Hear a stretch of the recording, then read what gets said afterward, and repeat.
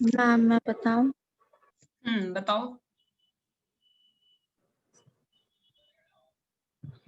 जैसे ma'am don't lie to someone if he asks you a serious question.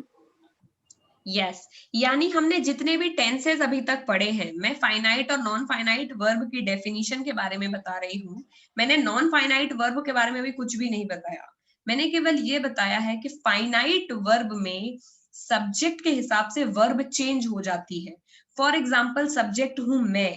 अगर मैं अपने बारे में ये इंफॉर्मेशन दे रही हूँ कि मैं खेल रही हूँ, तो मुझे वर्ब में आई एम प्लेइंग लगाना पड़ेगा, है बात की नहीं? मुझे वर्ब को चेंज करके एम प्लेइंग में करना पड़ेगा। अगर मैं बोलूं कि मैं खेल चुकी हूँ, तो मुझे आई हैव प्लेड लगाना पड़ेगा। तो मेरे स्टेट के हिसाब से वर्ब चेंज हो रही है या नहीं, ये बताओ। क्योंकि अगर मैं ये बोलूं कि मैं खेल चुकी हूं तो प्लेड लगेगा, अगर मैं ये बोलूं कि मैं खेलती हूं तो प्लेज लगेगा। मेरे हिसाब से तो चेंज हो रही है सब्जेक्ट का स्टेट। वो खेल रहा है या खेल चुका है या वो खेलता है या वो खेलेगा, उस हिसाब से क्या होगी, वर्ब चेंज हो जाएगी कि नहीं? जो हम नॉर्मली टेंसेज में पढ़ते हैं, सारे ही टेंसेज में अलग अलग टाइम पे सब्जेक्ट के लिए अलग अलग वर्ब लगाते हैं। जैसे अगर मैं बोलूं मैं खेल रही थी तो आई वॉज प्लेइंग हो जाएगा, है बात की नहीं? तो यानी कि सब्जेक्ट के हिसाब से जब वर्ब चेंज होती है, तब उसे फाइनाइट वर्ब कहा जाता है। क्या कहा जाएगा?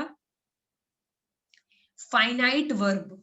जितने भी टेंसेस हमने अभी तक पढ़े हैं, वो सारे टेंस फाइनाइट वर्ब का एग्जाम्पल है। किसका एग्जाम्पल है?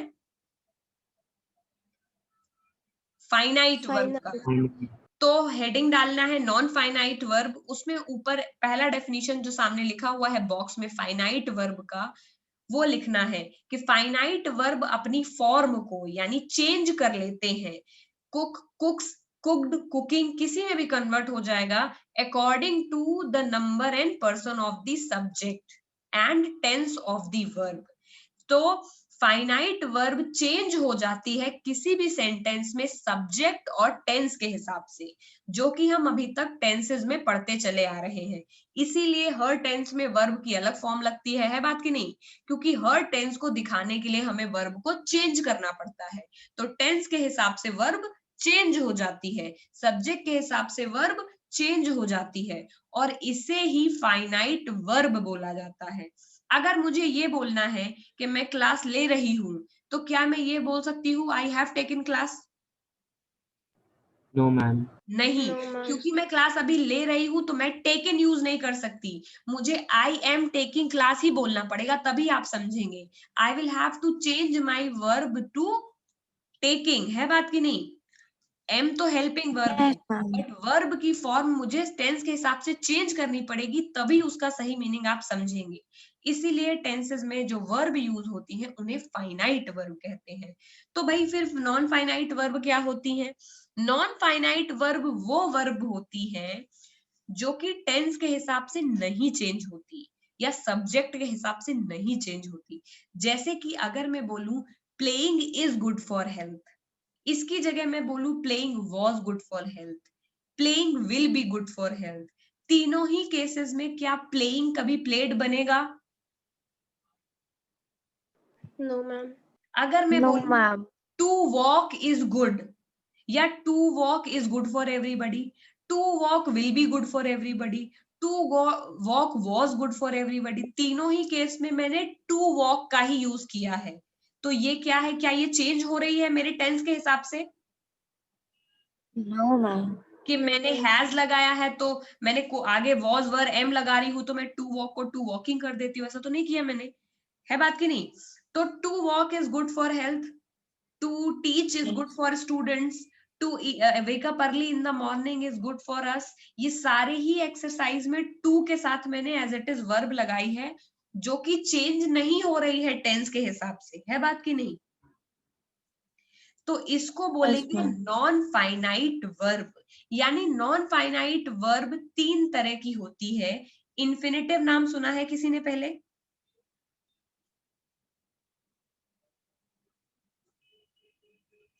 नॉन फाइनाइट वर्ब वर्ब की वो कैटेगरी है जिसमें वर्ब चेंज नहीं होती, ठीक है? irrespective of the subject and tense of the sentence. Tense और सब्जेक्ट के हिसाब से चेंज नहीं होगी वर्ब को, तब उसको नॉन फाइनाइट वर्ब बोला जाएगा. For example, I want to play a piano, इसमें भी मैंने आई वॉन्ट टू प्ले लगा दिया. अब अगर मैं आई वॉन्ट को आई वॉन्टेड कर दूं तो क्या बनेगा? I wanted to play a piano. तब भी दोनों ही केस में टू प्ले में कोई चेंज आया? नहीं आया, बल्कि टेंस बदल गया.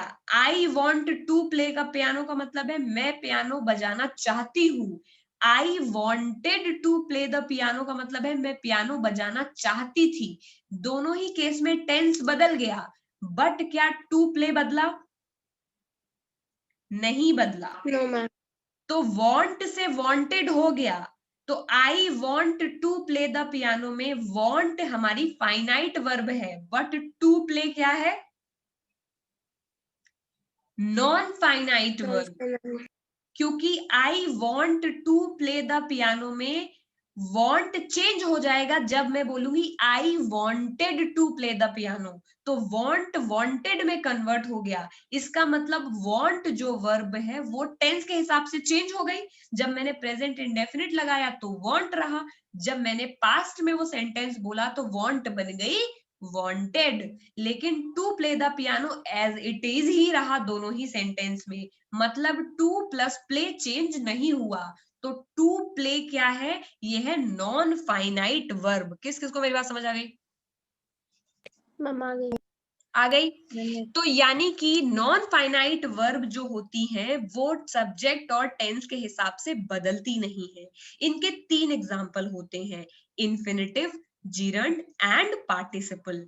इन्फिनिटिव में टू प्लस वर्ब की फर्स्ट फॉर्म लगती है, जैसे to sing, to walk, to dance, to go, to do, to cook, to teach. समझ गए? तो इन्फिनिटिव में टू प्लस वर्ब लगता है, उसे आप पहचान जाएंगे कि ये इन्फिनिटिव है. तो जहां पर टू प्लस वर्ब लगी हो, जैसे देखो ऊपर के नॉन फाइनाइट के तीनों ही एग्जाम्पल में टू प्ले लगा हुआ है, तो तुम लोग इन्फिनिटिव पहचान जाओगे सेंटेंस में. Yes ma'am. तो जैसे ही सेंटेंस में तुम देखोगे कि to play to play to play, तीनों ही केस में टू प्ले लगा हुआ है और ये चेंज भी नहीं हो रहा है, तो इसका नाम है इन्फिनिटिव. इन्फिनिटिव का मतलब है जब टू के साथ वर्ब लगती है. ठीक है, इसके एग्जाम्पल में देख लो. टू ट्रेवल टू हांगकांग, पहला तो दिख नहीं रहा है. दूसरा, the plan is to reach the Kasol. तो टू रीच क्या हो गया? इसमें इन्फिनिटिव हो गया है. बात की नहीं? Yes ma'am. अगले नीचे लिखा हुआ है Yes, ma'am. Revati wishes to learn, Samina hesitated to call, fireman managed to break. तीनों ही केस में वर्ब क्या लग रहा है? टू प्लस वर्ब की फर्स्ट फॉर्म. ये तीनों इन्फिनिटिव है या नहीं? Yes ma'am. है. पहले केस में विशेस लगा है, प्रेजेंट इंडेफिनिट है. दूसरे केस में समीना हेजिटेटेड हो गया जो कि पास्ट इंडेफिनिट है, तो टेंस कन्वर्ट हो गया. लेकिन हमारी वर्ब टू प्लस वर्ब की फर्स्ट फॉर्म ही बनी रही इन्फिनिटिव वाली. To learn, Samina hesitated to learn भी हो सकता था वहां पर. है बात की नहीं? समझ में आ रहा है जो मैं तुम लोगों को बोल रही हूँ? Yes, ma'am. यस मैम एक डाउट था. क्या बेटा? मैम एक डाउट था. हाँ पूछो बेटा. Ma'am, Sia did not show me her marks until I begged her to do so. Ma'am, ये कौन सी टाइप होगी वर्ब की? समीना हेजिटेटेड तो पास्ट टेंस आप बना रहे हो, जो कि हेजिटेट डायरेक्ट चेंज हो रही है, तो ये तो हो जाएगी finite verb. Until I forced, इसमें फोर्स्ड भी फाइनाइट है क्योंकि आई के हिसाब से फोर्स चेंज हो जाएगी. अगर तुम आई विल फोर्स बोलो तो आई विल फोर्स हो जाएगा, तो ये भी फाइनाइट है. I forced her to do, तो टू डू इसमें क्या हो जाएगी? Non finite. क्योंकि हर केस में तुम अगर ये भी बोलो I will force her to do ही बोलना पड़ेगा. अगर तुम बोलो आई एम फोर्सिंग हर, तब भी टू डू ही लगाना पड़ेगा. है बात की नहीं? That Samina is hesitating to show me the marks. अभी तो तुमने बोला Samina hesitated to show me the marks, but तुम इसे चेंज कर दो अगर और बोलो समीना इज हेजिटेटिंग, तो देखो हेजिटेट तुरंत चेंज हो गया इज हेजिटेटिंग में कि नहीं? तो एक काम किया करो, अगर ये पहचानना है कि इस सेंटेंस में कौन सी वर्ब फाइनाइट कौन सी नॉन फाइनाइट है, तो उस पूरे सेंटेंस का टेंस बदल दिया करो। क्या बदलोगे? टेंस। तो अगर मैं ये बोलूं I am playing with him to show him, तो क्या होगा? मैं इसका चेंज कर दूंगी, क्या बोलूंगी? I will be playing with him to show him. दूसरे वाले केस में तुरंत पहचान गए, जो बदल गया वो है फाइनाइट। तो आई एम प्लेइंग से विल बी प्लेइंग हो गया, तो प्लेइंग तो हो गई फाइनाइट, लेकिन टू शो वही का वही रहा, तो क्या बन गया? Non finite. तो जब भी तुम्हें किसी भी सेंटेंस में नॉन फाइनाइट पहचानना होगा, क्या करोगे? पूरे सेंटेंस का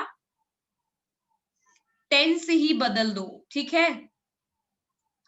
तो जब टेंस कन्वर्ट करके पूरे सेंटेंस को किसी और टेंस में बनाओगे तो अपने आप दिख जाएगा। तो अब देखो, जो हमारा पहला एग्जांपल है, Revati wishes to learn a new language. अब हम विशेस की जगह कर देते हैं कि रेवती, इसका हिंदी में मतलब है रेवती नई लैंग्वेज को लर्न करने की इच्छा रखती है। चलो हम इस सेंटेंस को कंटिन्यूअस में बना देते हैं। क्या बनाना पड़ेगा?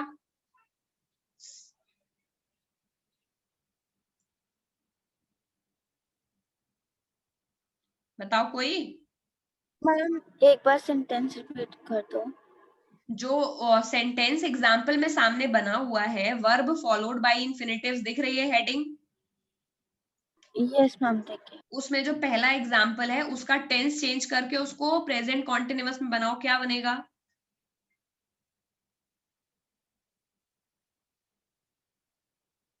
Revati is learning a new language. Revati is learning हो जाएगा। Revati is wishing to learn a new language. Yes, तो सेंटेंस चेंज हो जाएगा, रेवती विशेज, विशेज ही तो फाइनाइट, वही तो चेंज होगी। तो Revati is wishing to learn a new language. Set, जब तुमने इसको टेंस में चेंज किया दूसरे में, तो कौन सी चीज है जो नहीं बदली? To learn. टू लर्न क्या हो गया? नॉन फाइनाइट वर्ब, ठीक है? Non-finite. और रेवती इज विशिंग, तो विशेज हो गया विशिंग में कन्वर्ट, तो विशेज क्या है यहाँ पर? Finite verb. दिख रहा है किसी को?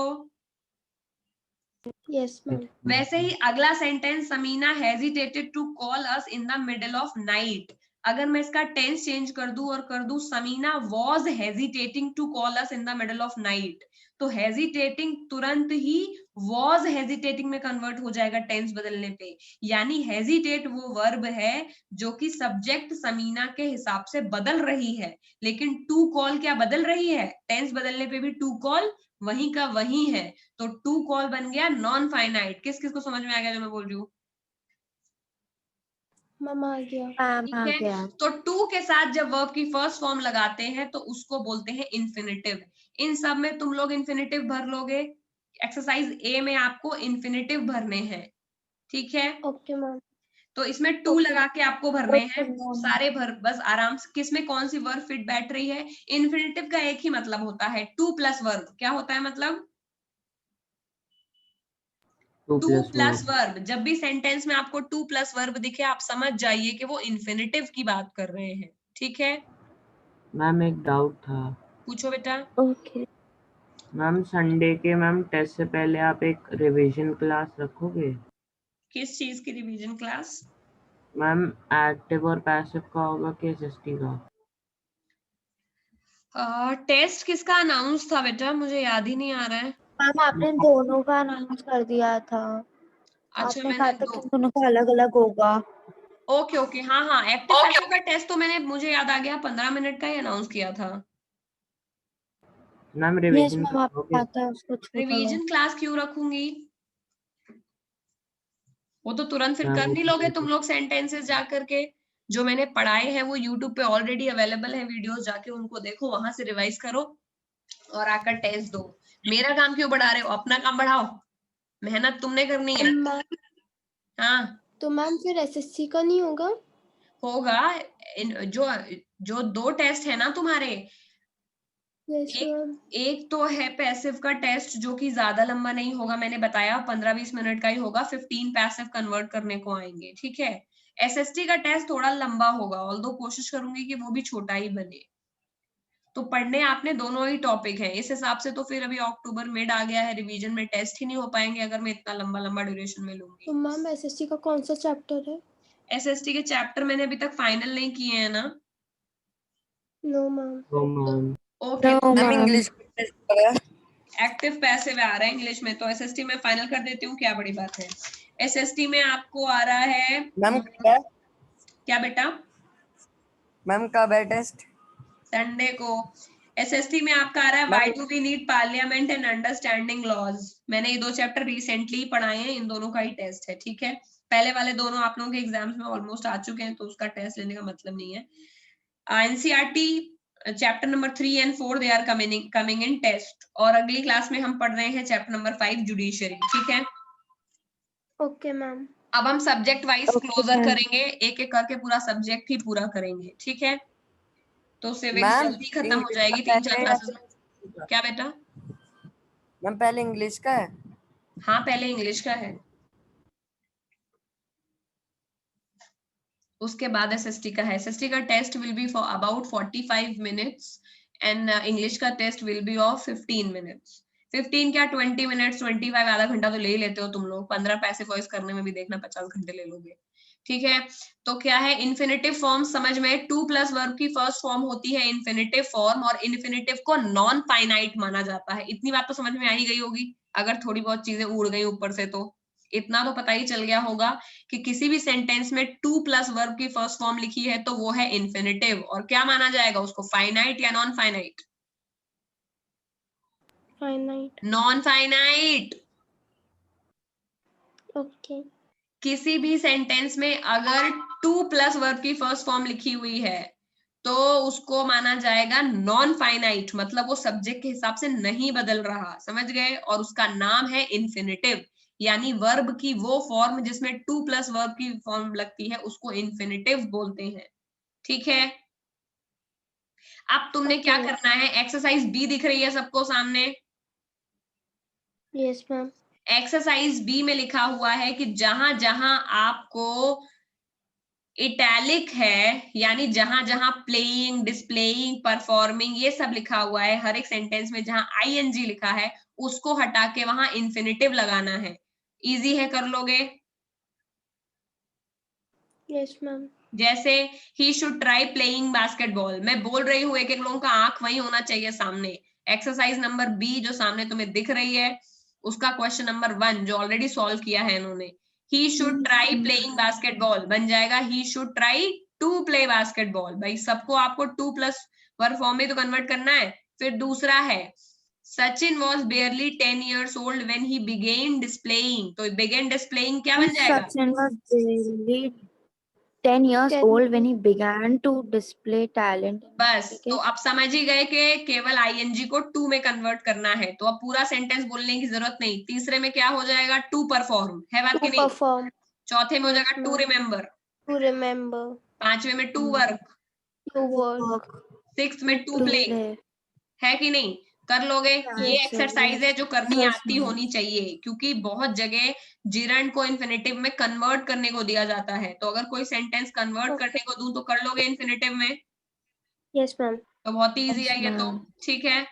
तो यहाँ पर ये वही है, आपको इन सब में इन्फिनेटिव भरना है। किसी किसी इन्फिनेटिव में टू नहीं भी लगेगा, अपने हिसाब से देख लेना। बेयर इन्फिनेटिव पढ़ाने की मुझे जरूरत नहीं लगती। अगला हम पार्टिसिपल बाद में पढ़ेंगे, पहले पढ़ते हैं जिरंड। जिस तरह हमने पढ़ा टू प्लस वर्ब की फर्स्ट फॉर्म को इन्फिनेटिव बोलते हैं, उसी तरह वर्ब प्लस आईएनजी को क्या बोलते हैं, चिरण बोलते हैं। यानी to dance can help increase one. Examples पढ़ो, dancing, swimming, performing, rowing, cooking, sleeping, ये सब क्या है? वर्ब। ये सब जिरंड है। इन्फिनेटिव होता है टू वॉक। अगर टू वॉक इन्फिनेटिव है और उसको मुझे जिरंड में कन्वर्ट करना है तो टू वॉक से बन जाएगा वॉकिंग। अगर लिखा है टू डांस तो टू डांस से बन जाएगा डांसिंग। अगर लिखा है टू स्विम तो टू स्विमिंग से जिरंड बन जाएगा स्विमिंग। समझ गए? जिरंड का मतलब वर्ब प्लस आईएनजी। जिरंड का क्या मतलब है? Verb plus ING. तो verb plus Verb ING plus जो ing. जीरंड होते हैं ये भी क्या माने जाते हैं, नॉन फाइनाइट माने जाते हैं, ठीक है। Yes, ma'am. इनको भी नॉन फाइनाइट बोला जाता है। जो प्रेजेंट कॉन्टिन्यूअस पास्ट कॉन्टिन्यूअस में वर्ब की फर्स्ट फॉर्म आईएनजी लगता है वो जीरंड नहीं होते। समझ रहे, कोई अगर ये कंफ्यूज हो जाए, आई एम स्विमिंग में भी तो स्विमिंग लगा है तो स्विमिंग जीरंड है, गलत है। अगर आई एम वॉकिंग में आई वॉज वॉकिंग ये सब लगा है तो जीरंड है, गलत है। क्यों गलत है, कोई बता पाएगा इस सवाल का जवाब? क्योंकि मैम वो चेंज हो जाते हैं। क्योंकि वो चेंज हो जाता है। दोनों ही केस में जीरंड में आईएनजी का यूज हो रहा है। जीरंड में आईएनजी का यूज होता है, इसका ये मतलब नहीं कि हर वो वर्ब जिसके आगे आईएनजी लगा है वो जीरंड हो जाएगी, समझ रहे हो? तो ये गलती नहीं करनी। Yes, ma'am. Yes. अगर टेंस दिया हुआ है, टेंस मतलब present continuous, past continuous, future continuous, तो क्या वो जीरंड होगी वो वर्ब? नहीं होगी, क्योंकि वो केवल वर्ब की आईएनजी फॉर्म है। वर्ब की आईएनजी फॉर्म को जीरंड नहीं बोलते। जीरंड का मतलब वर्ब प्लस आईएनजी जो कि चेंज ना हो सब्जेक्ट के हिसाब से, वो जीरंड है, समझ गए? Yes, ma'am. सारी वर्ब प्लस आईएनजी जीरंड नहीं होती। वो वर्ब प्लस आईएनजी जो सब्जेक्ट के हिसाब से चेंज ना हो उन्हें केवल जीरंड कहा जाता है।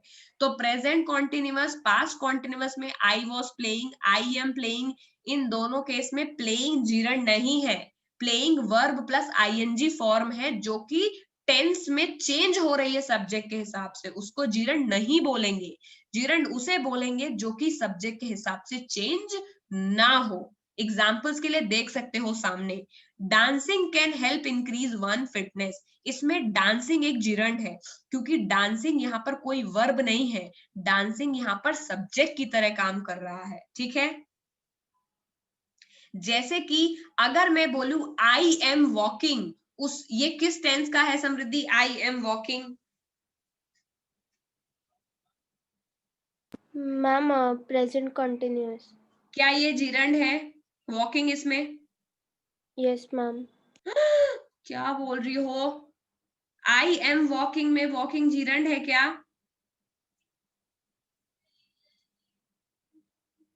Yes, ma'am.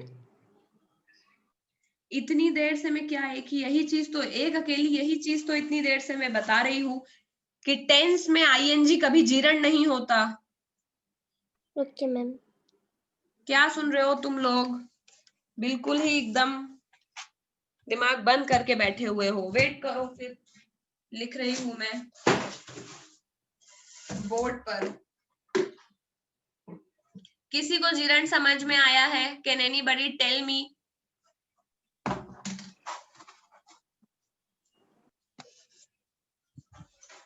कृषिव, क्या समझ आया तुमको जीरंड से?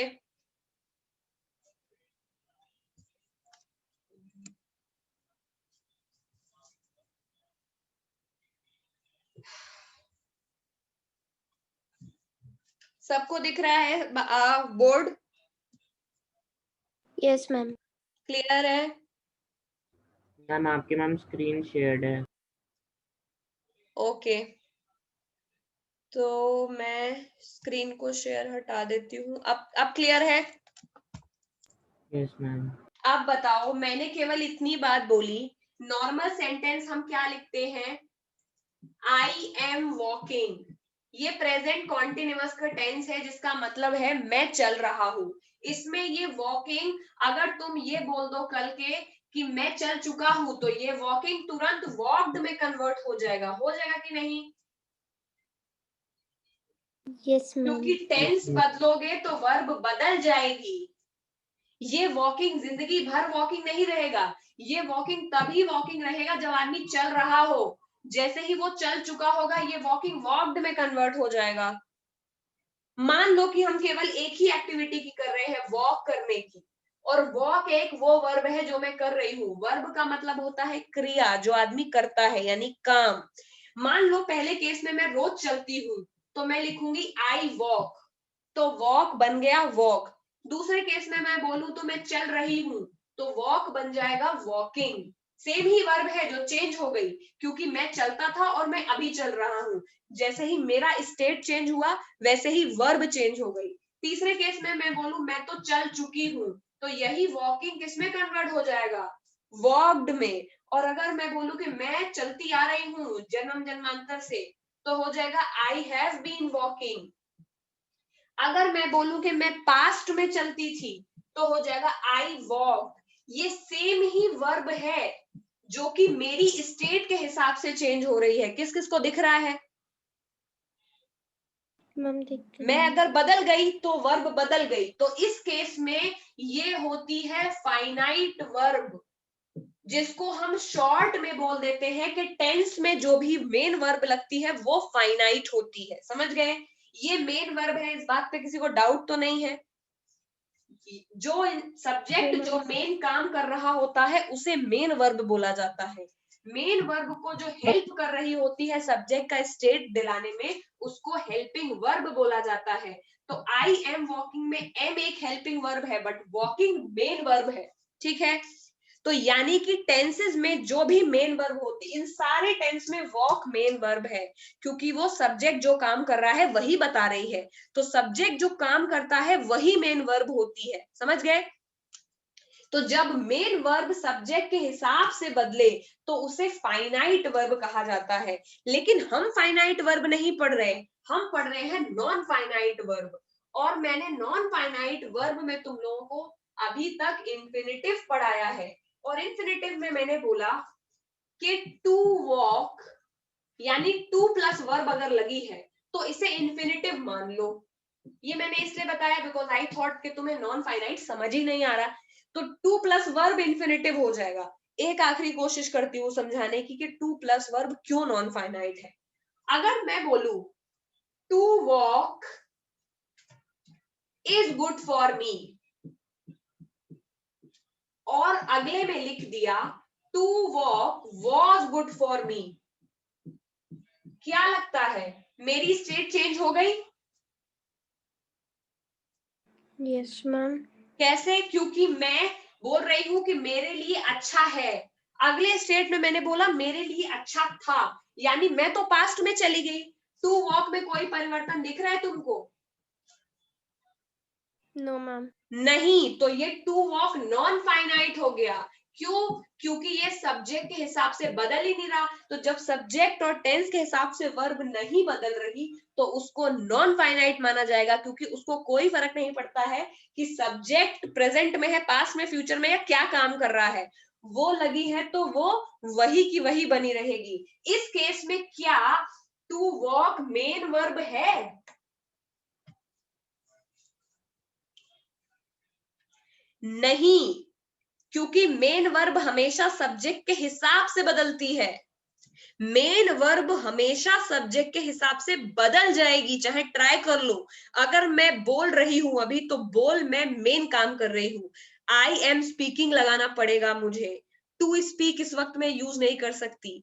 अगर मैं बोलूं I am ready to speak हो जाएगा, तो मैं फिलहाल रेडी हूं, रेडी बन गई मेन वर्ब, टू स्पीक बन गया ऑब्जेक्ट। यानी कि नॉन फाइनाइट वर्ब यहाँ पर दिखने में तो वर्ब है, बट टू वॉक इन दोनों सेंटेंस में क्या मेन वर्ब है?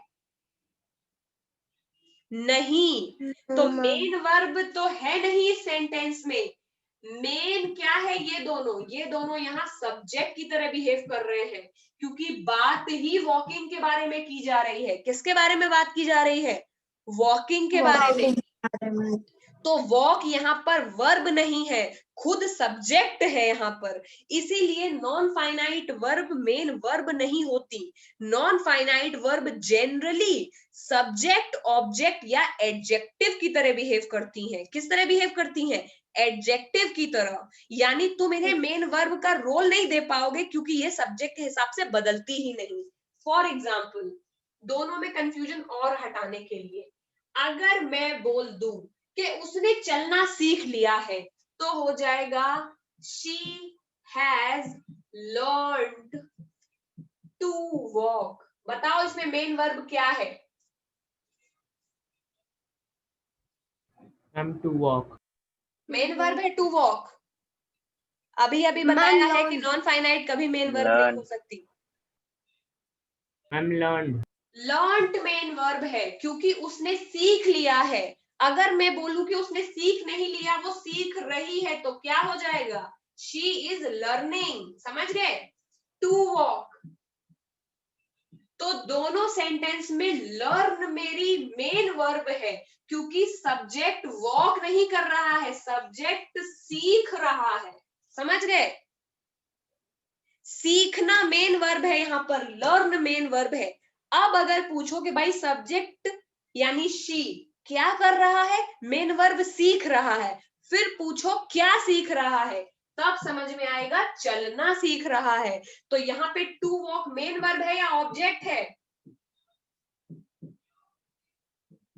यहाँ पर टू वॉक मेन वर्ब नहीं है, मेन वर्ब है लर्न, जो कि सब्जेक्ट के हिसाब से बदल रही है। टू वॉक तो ऑब्जेक्ट है, यानी सब्जेक्ट चलना सीख रहा है। लेकिन पगले बच्चे पूरा सेंटेंस देखेंगे और कहेंगे इस सेंटेंस में वर्ब है walk. To walk is not verb here, to walk is object, जो कि एक इन्फिनिटिव भी है। समझ गए? और इन्फिनिटिव होने की वजह से इसका नाम है नॉन फाइनाइट वर्ब। क्या है? Non finite verb. बोलो भैया वैसे तो ये है वर्ब, लेकिन है ये नॉन फाइनाइट, इसका नाम है इन्फिनिटिव। समझ गए? लेकिन काम किसका कर रही है, वर्ब का कि ऑब्जेक्ट का? ऑब्जेक्ट का, क्योंकि नॉन फाइनाइट वर्ब कभी मेन वर्ब का काम करती ही नहीं। समझ गए? अभी किसी को समझ आया? Yes ma'am. शाश्वत, वरुण ऊपर से गया, कुछ आ रहा है, पल्ले पड़ रहा है? मैम आ रहा है समझ में। आ रहा है। ठीक है भाई। तो अब जब हम ये जान ही गए हैं कि non finite verb main verb नहीं होती है, तो सिंपल सी बात है, चाहे टू स्विम बोलो चाहे स्विमिंग बोलो, कोई डिफरेंस है क्या? अगर मैं बोलूं to swim is my hobby या बोलूं स्विमिंग इज माई हॉबी, दोनों में क्या कोई फर्क है? नहीं। केवल मैंने इसमें इन्फिनिटिव फॉर्म यूज किया है, इसमें मैंने जीरंड फॉर्म यूज किया है।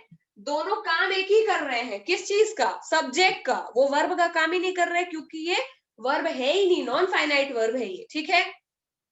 तो जहां टू प्लस वर्ब आपको दिखेगा वो है इन्फिनिटिव, और जहां पर आपको वर्ब आईएनजी दिखेगा और वो वर्ब आईएनजी सब्जेक्ट या ऑब्जेक्ट की तरह काम कर रही हो, वो वर्ब आईएनजी किसी टेंस में ना लगा हो कि आई एम स्विमिंग, तो आई एम स्विमिंग लगते ही तो समझ जाओ कि भाई ये तो आई के हिसाब से लगी है। अगर आई हैव तो स्वैम हो जाएगा, स्विम स्वैम स्वम होता है। तो यानी मैं तो जो है वो स्विमिंग कर चुकी, इसका तो ये मतलब हो जाएगा। तो ये समझ जाओ कि ये स्विमिंग तो मेन वर्ब है, बट क्या ये स्विमिंग मेन वर्ब है? नहीं। ये स्विमिंग मेन वर्ब इसलिए है क्योंकि आई यानी मैं सब्जेक्ट स्विम कर रहा हूं, इसलिए ये मेन वर्ब है। यहां पर तुम्हें कोई सब्जेक्ट दिख रहा है क्या जो स्विमिंग कर रहा हो? No ma'am. तो स्विमिंग मेन वर्ब नहीं है, इंस्टेड स्विमिंग यहाँ पर एक सब्जेक्ट है, क्योंकि बात किसके बारे में की जा रही है? स्विमिंग के बारे में। ये बताया जा रहा है कि स्विमिंग मेरी हॉबी है, यानी बात ही स्विमिंग के बारे में कर रहे हैं। ये बात अपने बारे में नहीं कर रहे हैं कि मैं स्विमिंग कर रहा हूँ। दोनों के सब्जेक्ट वो होता है जिसके बारे में बात की जाती है। मैं स्विमिंग कर रहा हूँ, मेरे बारे में बात की जा रही, मैं सब्जेक्ट हूँ। मैं पढ़ा रही हूँ, मैं सब्जेक्ट हूँ। यहाँ पे स्विमिंग के बारे में बात की जा रही, खुद स्विमिंग ही सब्जेक्ट है। तो स्विमिंग सब्जेक्ट है, इसीलिए स्विमिंग मेन वर्ब नहीं है, इसीलिए स्विमिंग एक जिरंड है। समझ गए? अगर ये टेंस में लगा होता, प्रेजेंट पास्ट और फ्यूचर, तो ये स्विमिंग मेन वर्ब होती और ये कभी भी जिरंड नहीं होती। समझ गए? Yes ma'am. तो अगर अब क्या करना है, infinitive to gerund, gerund to infinitive बहुत आता है चेंज करने को, कोई डिफरेंस नहीं है। जिरंड का मतलब होता है आईएनजी फॉर्म। अगर मैं तुम्हें 10 इन्फिनिटिव लिख दूं, टू वॉक इज गुड, और बोलूं इसको चेंज कर दो जिरंड में, क्या बन जाएगा?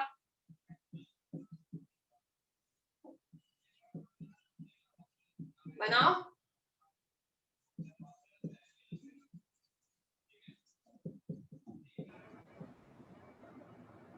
To walk is good, gerund बन जाएगा वॉकिंग इज गुड, गुड। अगर बनाना है to teach is an art तो बन जाएगा टीचिंग इज एन आर्ट। किस किस को बनाना आ रहा है? मैम आ गया। अगर बोलूं टू स्पीक इज टायरिंग तो हो जाएगा speaking is tiring. Speaking is tiring. तो समझ गए इन्फिनिटिव और जीरंड। इन तीनों में ही walking, teaching, speaking main verb नहीं है, दे आर सब्जेक्ट जिनके बारे में बात की जा रही है। तो कुल मिला के 100 बात की एक बात यह है कि कभी कभी वर्ब प्लस आईएनजी फॉर्म का यूज सब्जेक्ट या ऑब्जेक्ट की जगह भी किया जाता है, उनको जीरंड बोला जाता है। वो मेन वर्ब नहीं होते हैं, वो इंस्टेड कोई सब्जेक्ट होते हैं जिनके बारे में बात की जा रही होती है। हमें देख के लगता है कि ये वर्ब है, होते ही है वर्ब क्योंकि वर्ब प्लस आईएनजी है, बट काम सब्जेक्ट और ऑब्जेक्ट का होता है। ठीक है, वापस चले, जीरंड पढ़ लोगे। अब देखो, अब दिख रहा है क्या लिखा हुआ है।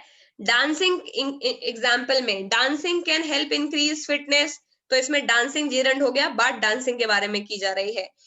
शी लाइक्स स्विमिंग, इसमें स्विमिंग ऑब्जेक्ट है, मेन वर्ब क्या है सेंटेंस में शी लाइक्स में?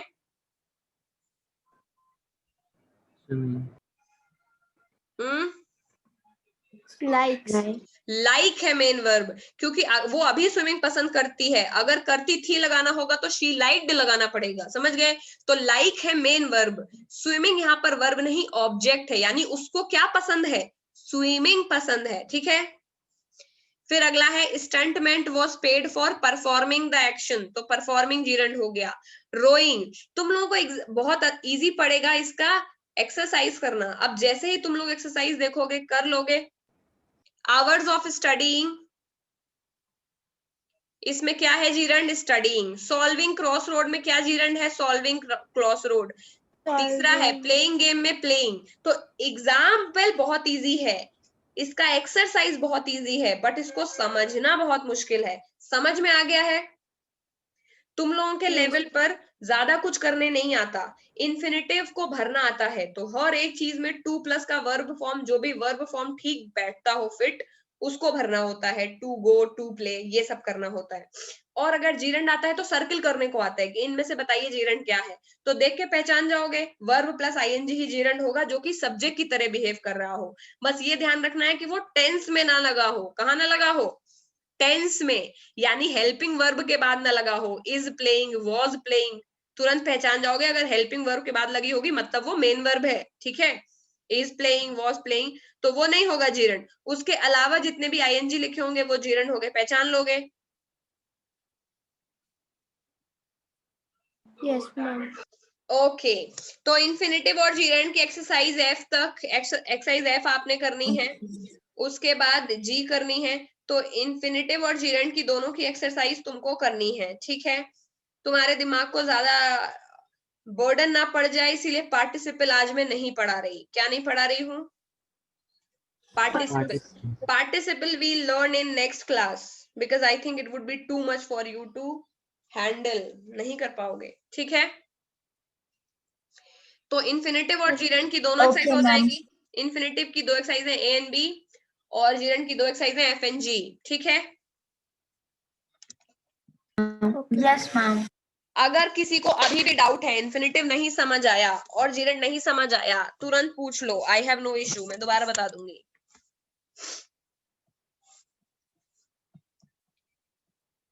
इज एवरीबडी श्योर कि सबको आ गया समझ? आदि समझ आ गया आपको इन्फिनिटिव जीरंड?